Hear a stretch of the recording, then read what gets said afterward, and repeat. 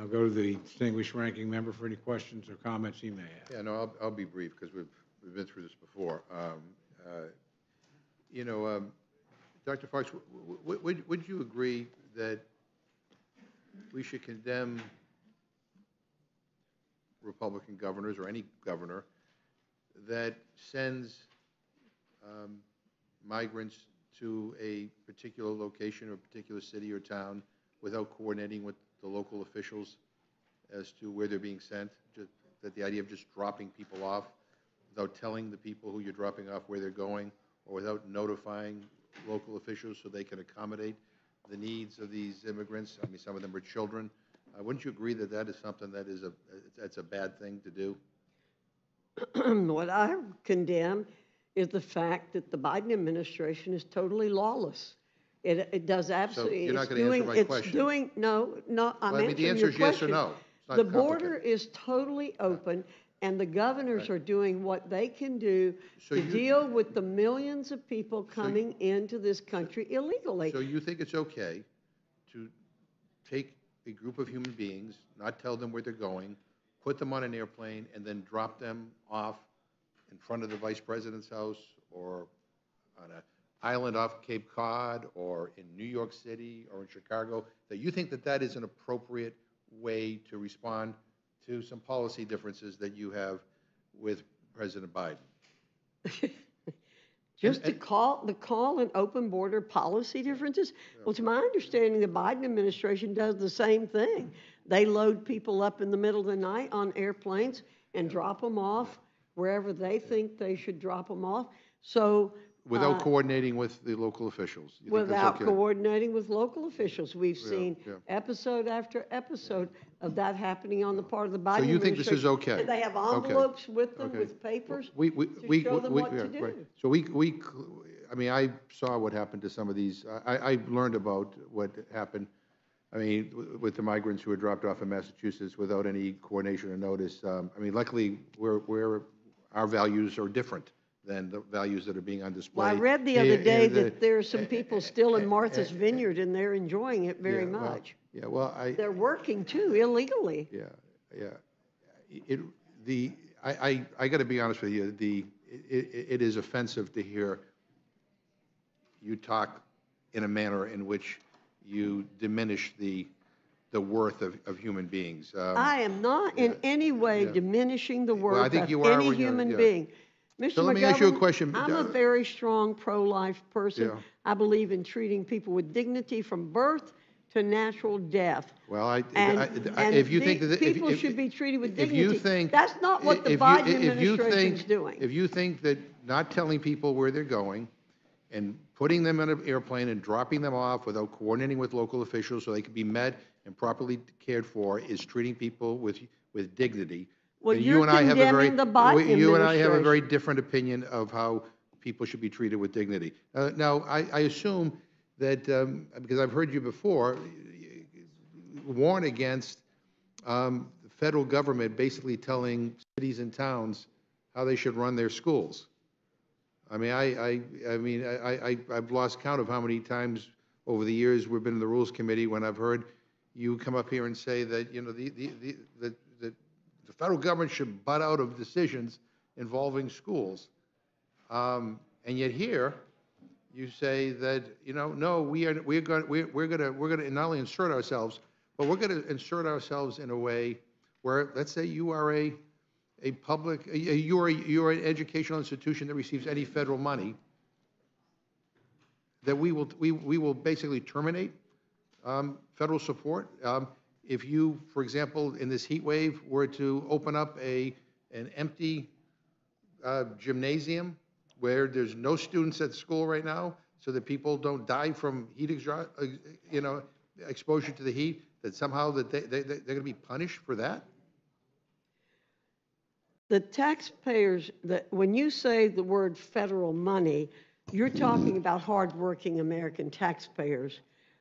You make it sound like it's manna from heaven. It's not fair to ask hardworking American taxpayers to pay to house illegal aliens, and that's what we're talking about. So where do you, And that money, and by the way, the Biden administration's very quick, and so was the Obama administration, quick to take away money. If you're not following the rules on school meals, then your money can be taken away from you. There's a lot of hypocrisy here, Mr. McGovern, in telling schools what they can and cannot do. Well, but that's what you're doing here. I'm sorry? You were telling local schools, you're saying the federal government is going to tell you what you can and cannot do. No, we're just saying we're going to withdraw funds if you break the law. Okay. That's the point. It's again, right, it's yeah. an issue of I who's see. following the Okay. law, who's not following the law. Well, some of these are asylum seekers.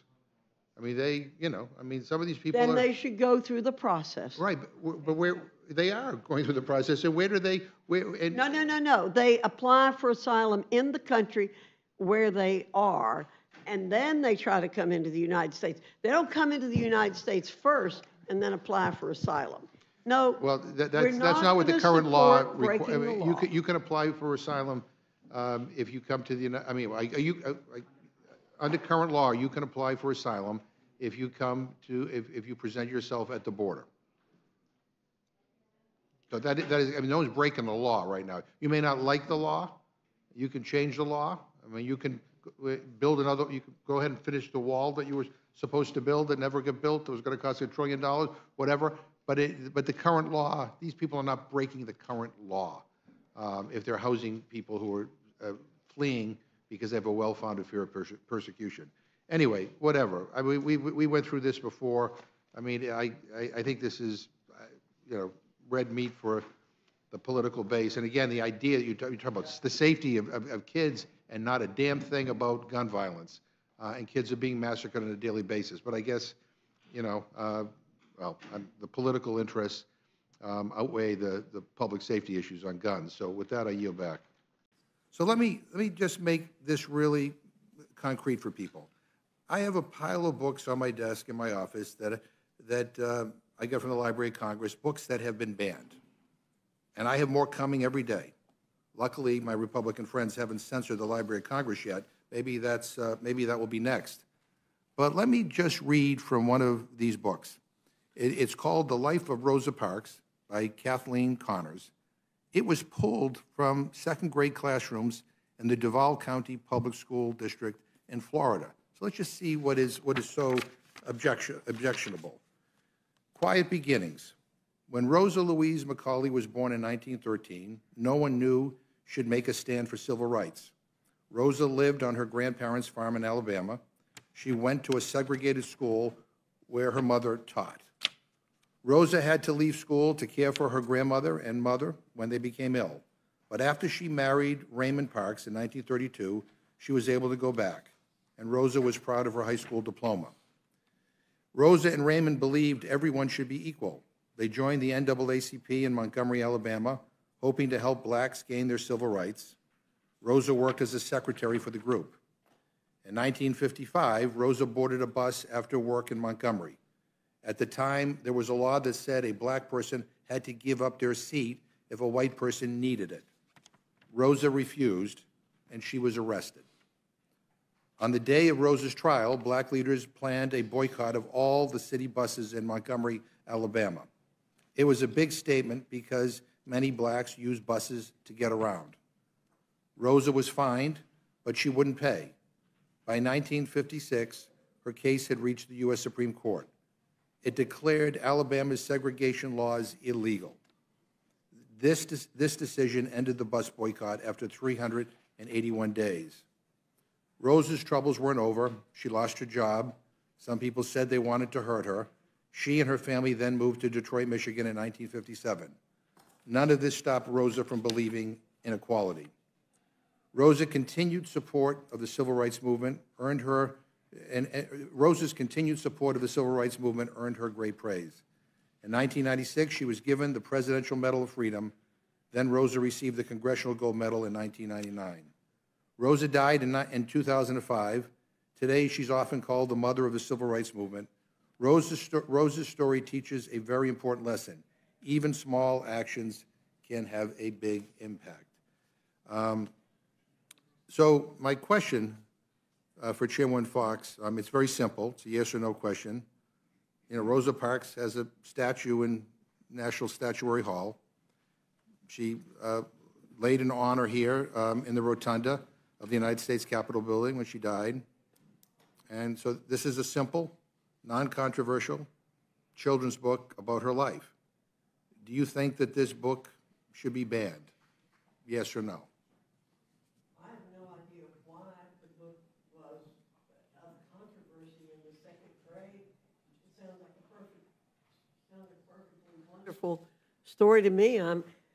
I love the story of Rosa Parks, always have loved the story of Rosa Parks because she was a really brave woman, but I have no idea. You're asking me to give you an answer out of context, Mr. McGovern. I have no idea why that book was taken out of the second grade. I don't know reading levels. Well, it sounded a little high. I read the whole reading level for second grade to me. As you read it, that was. Yeah. I thought second graders might not understand every word in there, so I have no idea. Well, I read the whole book. I know. So there was, you know, and I think the concern that many of us have, given what is happening in this country, you know, led by Republican governors and Republican legislatures all over the country, is that somebody just merely raising a question about a book like this. I mean, by the way, books about Martin Luther King, books about Nelson Mandela, they've also been banned. I have a long list that I'd like unanimous consent to insert in the record, Mr. Chairman. Without objection. And, you know, and some of the commentary is that some people who object to this don't like the fact that she is referred to as a black woman, that it would be better to simply say she was asked to move to the back of the bus. And so there's all these kind of like ridiculous excuses for books like this to be banned. And the concern is that if this bill passes, and God forbid it ever became law, that it would have a chilling impact on schools and on libraries where they would be afraid that if they didn't comply with all the onerous requirements of your bill, you know, if somehow they, you know, were accused of not following everything perfectly, that they would lose all federal funding for their schools.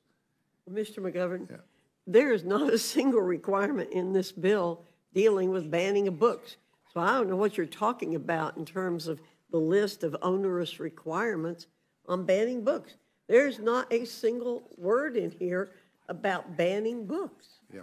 Well, I well, first no of all, idea what you're talking about. Well, two things. First of all, I mean, just in answer to my question, yes or no, do you think this book should be banned? And the answer is?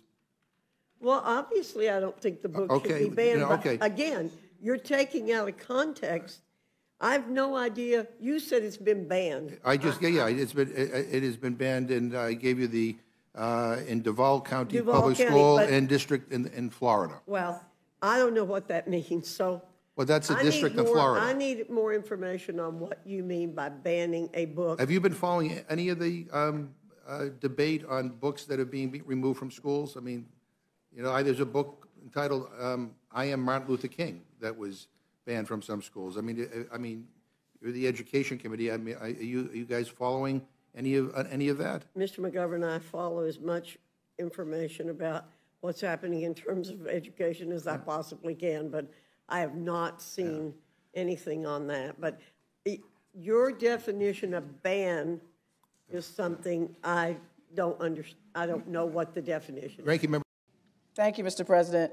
Mr. President, today I rise honoring Women's History Month to once again bring attention to the destructive practice of book banning taking place all across our nation. At this time, I am also going to be joined by my esteemed colleague, Senator Tina Smith from Minnesota. Mr. President, our nation's literature serves as a mirror, a window, and a door to endless possibilities, fueling our imagination, fostering empathy, and challenging us to think critically about our beliefs and values. To many young Americans, opening a book with characters who resemble them and their lived experiences is the very essence of our nation's commitment to freedom of thought. These stories highlight the voices of everyday Americans who often go unheard. Let me put the horrors of these book bans in context. PEN America provides a comprehensive overview of the increase in book bans across U.S. schools during the 2021-22 school year. It reveals a significant rise in instances of censorship, with over 2,500 cases affecting nearly 1,650 unique titles. Most of these bans are driven by organized groups targeting books that explore LGBTQ+ themes and racial issues. Adding on to this, in 2022, the American Library Association documented 1,269 demands to censor library books and resources, marking the highest number of attempted book bans in over 20 years, and nearly doubling the count from 2021. A significant 38% increase was observed in the number of unique titles targeted, and the majority concerning LGBTQIA+ topics or authored by individuals from diverse racial backgrounds.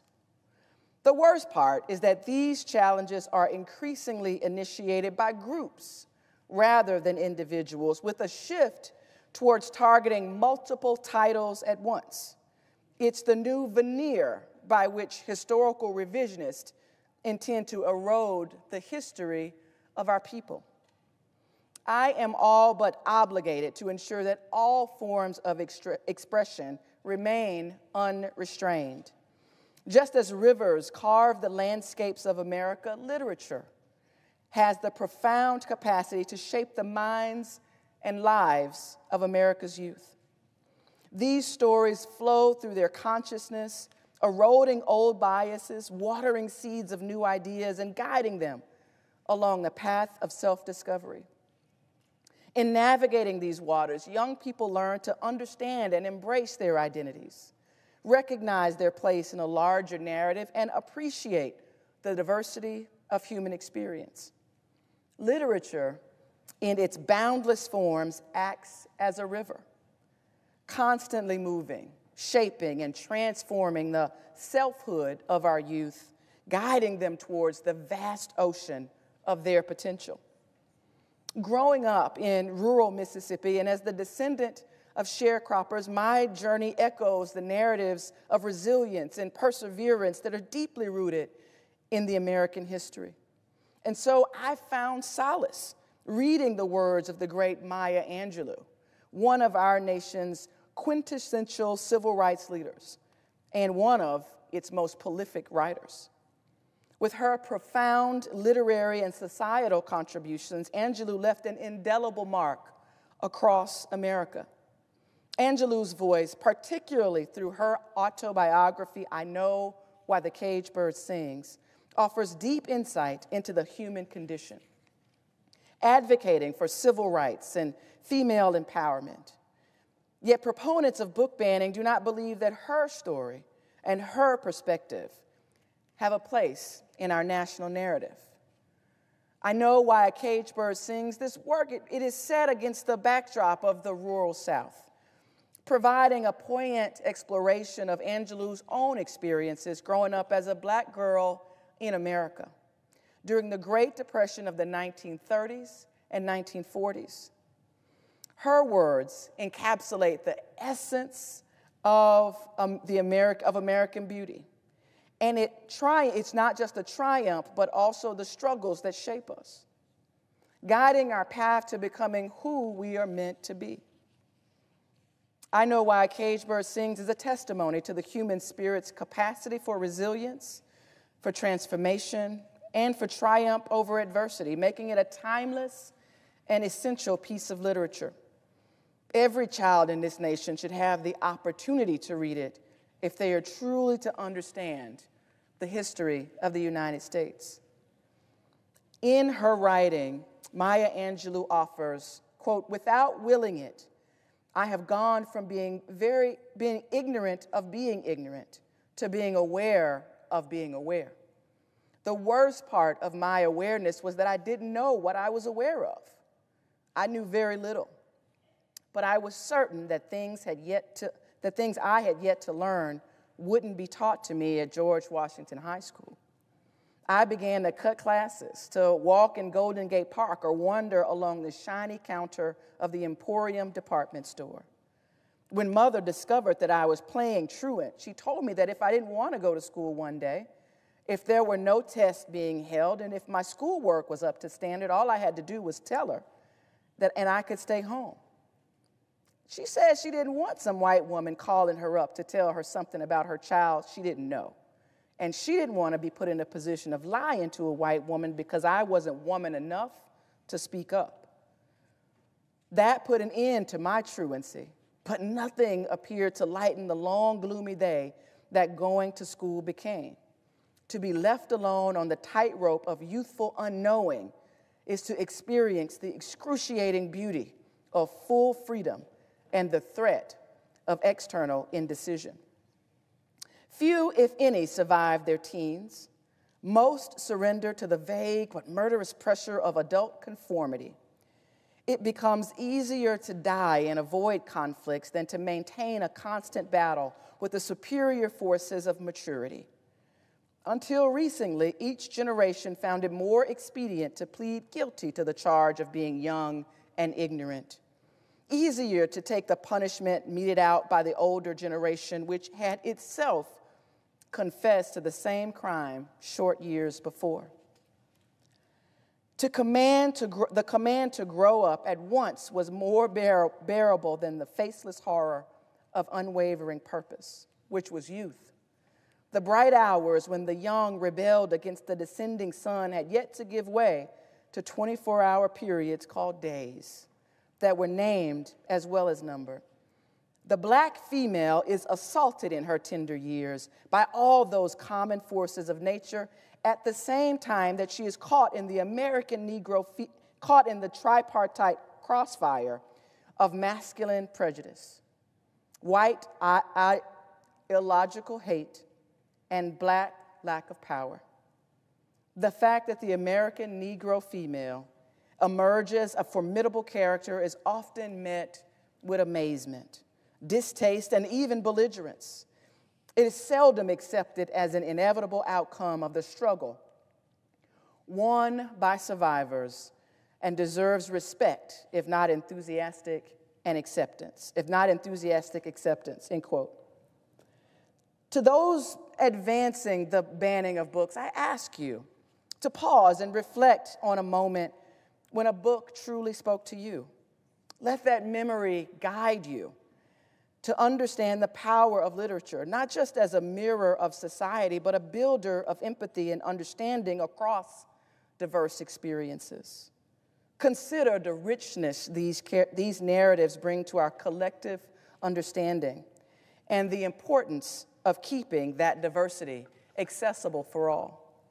Literature, like rivers, carving landscapes, shapes the minds and lives of our youth, guiding them towards self-discovery and empowering them to embrace their identities. Maya Angelou's work exemplifies the resilience and strength of marginalized communities, of the community of Black women, offering profound insights into the human experience. I urge my colleagues to reflect on the transformative power of literature and to join me on the Senate floor to read an excerpt from a banned book that changed their lives, but has since been banned from the lives of others. Thank you, Mr. President. May we continue to strive for a future where every voice is heard and every story is valued. May America read freely. Now I want to turn to my colleague, Senator Smith from Minnesota.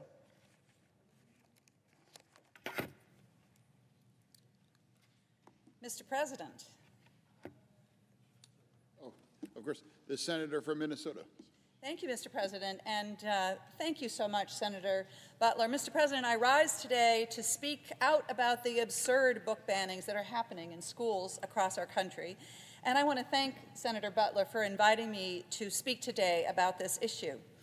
You know, I was reflecting, Senator Butler, as I was listening to you speak in the beginning about what reading meant to me when I was a young person, and I was first understanding what it felt like to be immersed in a book that I loved, that feeling of learning, being able to imagine myself living different lives, being able to think about what different experiences would be like, and understanding that my life was not everybody's life, that there is such diversity of life in this world, and being exposed to that through reading was so exciting to me. And also, as I was seeing how I was not like everybody else, I was also able to see myself and the people that I read about, both my own struggles as well as triumphs in the stories that I read. And that is the gift of reading. And so to think about the absurdity of trying to block that gift from people because of one's own views about what is okay and what is not okay is, I think, what is at issue here. I appreciate very much having the opportunity to read into the record incredible authors whose works have been unfairly banned. And I think it's interesting, colleagues, just last week, the American Library Association released new data documenting how prevalent this is. They are documenting book challenges that are happening throughout the United States and found a huge surge in these challenges, 65% increase in challenges to books just in 2023, the highest level that the ALA has ever recorded. And among the books that were banned last year is a book called And Tango Makes Three. This is a book by Justin Richardson and Peter Parnell. And it's a demonstration of the absurdity of banning books, this book in particular. It's based on the real story of two penguins in the Central Park Zoo who create a family and raise a chick together. Both of these penguins were male, and so a Florida school district banned the book because of their state's Don't Say Gay law. And now I'm going to read a bit of the text because I think it shows so much. Here we go. Children and their parents aren't the only families at the zoo. The animals make families of their own. There are red panda bear families with mothers and fathers and furry red panda bear cubs. There are monkey dads and monkey moms raising noisy monkey babies. There are toad families and toucan families and cotton-top tamarin families too. And in the penguin house, there are penguin families. And every year, at the very same time, the girl penguins start noticing the boy penguins, and the boy penguins start noticing the girls. And when the right girl and the white boy find each other, they become a couple. Two penguins in the penguin house were a bit different. There was one named Roy and the other named Silo. Roy and Silo were both boys, but they did everything together. They bowed to each other. They walked together, they sang to each other, they swam together. They didn't spend much time with the girl penguins, and the girl penguins didn't spend much time with them. Instead, Roy and Silo wound their necks around each other. Their keeper, Mr. Gramsci, noticed these two penguins, and he thought to himself, they must be in love.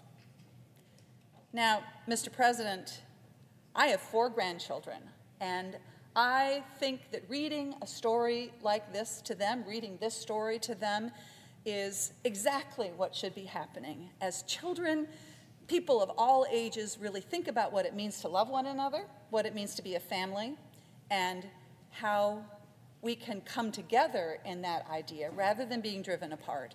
And I hope and will do everything I can to make sure that my 4 grandchildren live in a future where books that affirm families can come in all different forms and all different shapes and sizes that aren't considered worth banning.